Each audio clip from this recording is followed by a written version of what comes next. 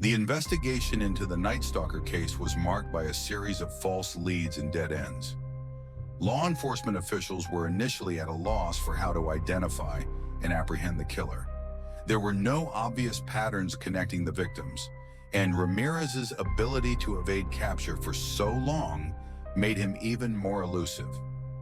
As the body count continued to rise, the public's fear intensified.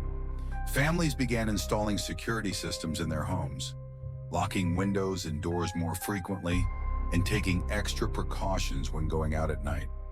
The media played a major role in amplifying the fear, with constant reports on the case dominating news broadcasts. The Night Stalker had become a national sensation, and Southern California was on edge. Despite the overwhelming sense of fear and paranoia, the investigation made slow but steady progress. One of the key breakthroughs came when investigators found a series of distinctive shoe prints left at the crime scenes. These prints, which were made by a specific brand of sneakers, gave law enforcement an important lead. It was a piece of evidence that finally allowed them to narrow their search. At the same time, witness reports began to converge on a physical description of the killer: a Hispanic male with dark curly hair and a distinctive, unsettling smile. Investigators began to build a clearer picture of the man responsible for the terror. The breakthrough came in 1985 when Ramirez was identified by a group of citizens in East Los Angeles. After seeing his picture in a police sketch, they recognized him from the neighborhood and alerted the authorities.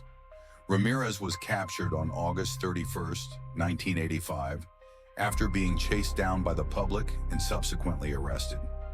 His capture was a relief to the people of Southern California, who had lived in fear for over a year. Richard Ramirez's trial began in 1989 and quickly became a media spectacle. The case attracted widespread attention, not only because of the brutal nature of his crimes, but also because of his bizarre and chilling behavior during the proceedings. Ramirez frequently smiled at cameras and made strange gestures, including raising his fist and shouting, "Hail Satan," in court.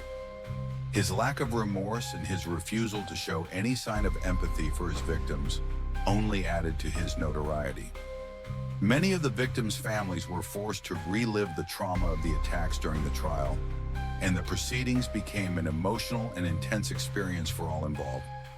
Ultimately, Ramirez was convicted of 13 murders, 5 attempted murders, 11 sexual assaults, and 14 burglaries. He was sentenced to death, though he would spend the next 23 years on death row. Throughout his time in prison, Ramirez became a media sensation, receiving fan mail from admirers and individuals who were fascinated by his notoriety. Some even corresponded with him, claiming to be inspired by his rebellious persona. However, his years on death row were far from peaceful. He was reportedly assaulted by fellow inmates and was continuously confronted with the horrors of his past. In 2013, after more than 2 decades on death row, Richard Ramirez passed away from complications related to cancer. His death marked the end of a long chapter in American criminal history, but his legacy as one of the most notorious serial killers of the 20th century lives on.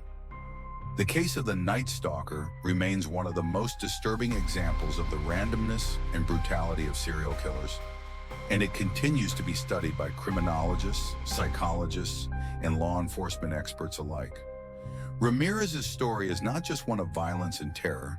It is also a cautionary tale about the factors that can contribute to the development of violent tendencies in individuals. While his upbringing and exposure to violence may have played a role in his actions, his complete lack of remorse and his enjoyment of the terror he caused remain deeply troubling.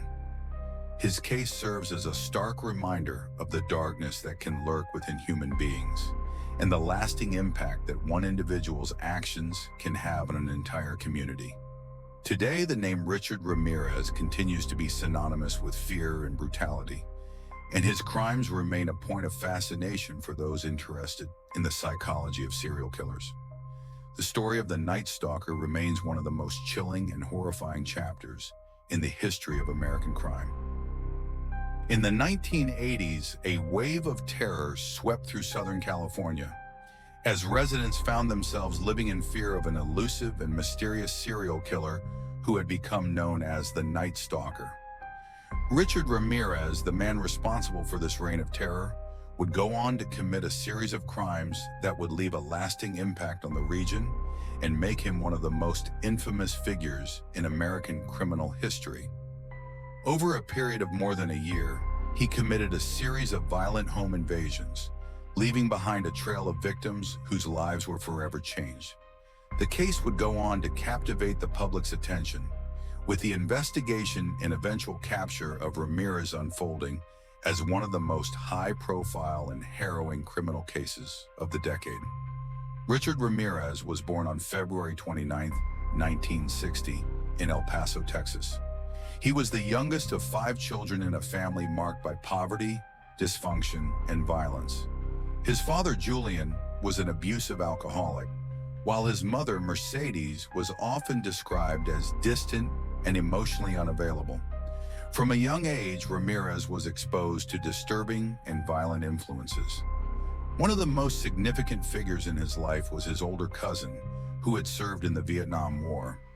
This cousin would often show Richard photos of war atrocities, including disturbing images of death and violence, which left a lasting impression on him. These experiences would play a role in shaping Ramirez's outlook on the world, and as he grew older, he developed an increasing fascination with violence and death.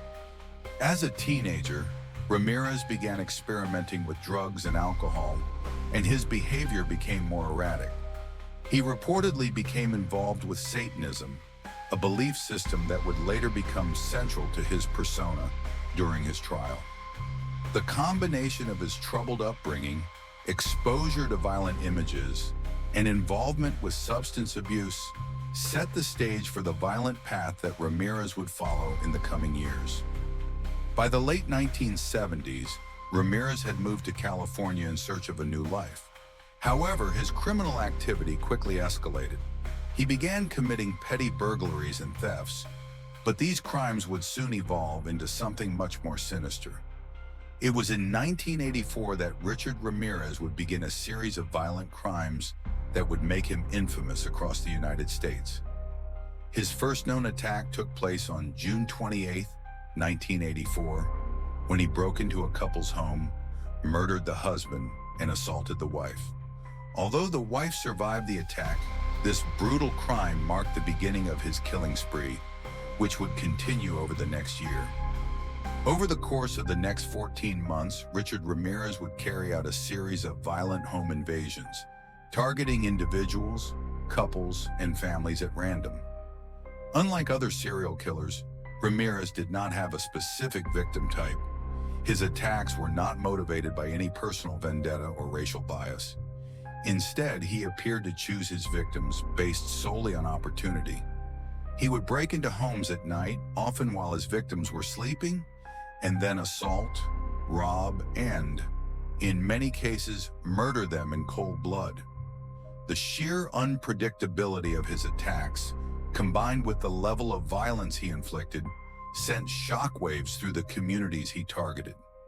In many of his attacks, Ramirez would use weapons such as guns, knives, or blunt objects to overpower his victims. He would then bind them, assault them, and in some instances, murder them. What made Ramirez's crimes particularly terrifying was the fact that he did not have a clear pattern or preference in terms of victim selection.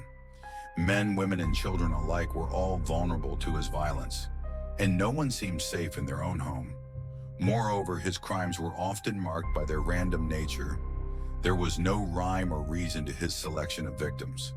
This randomness added an additional layer of fear for residents in Southern California, who were left wondering if they would be next. Ramirez's attacks also grew increasingly brutal over time. In some cases, he would leave behind disturbing symbols, such as pentagrams scrawled on walls or floors, leading to speculation that he was motivated by satanic beliefs. While it is difficult to determine the extent to which Ramirez was genuinely involved in Satanism, This aspect of his crimes was heavily emphasized during his trial. Many observers believed that the use of satanic imagery was a way for Ramirez to cultivate a sense of mystery and terror around his identity, adding to the fear that gripped the region. Whether or not his beliefs were sincere, his use of such symbols would forever link his name to the idea of an evil force beyond human comprehension.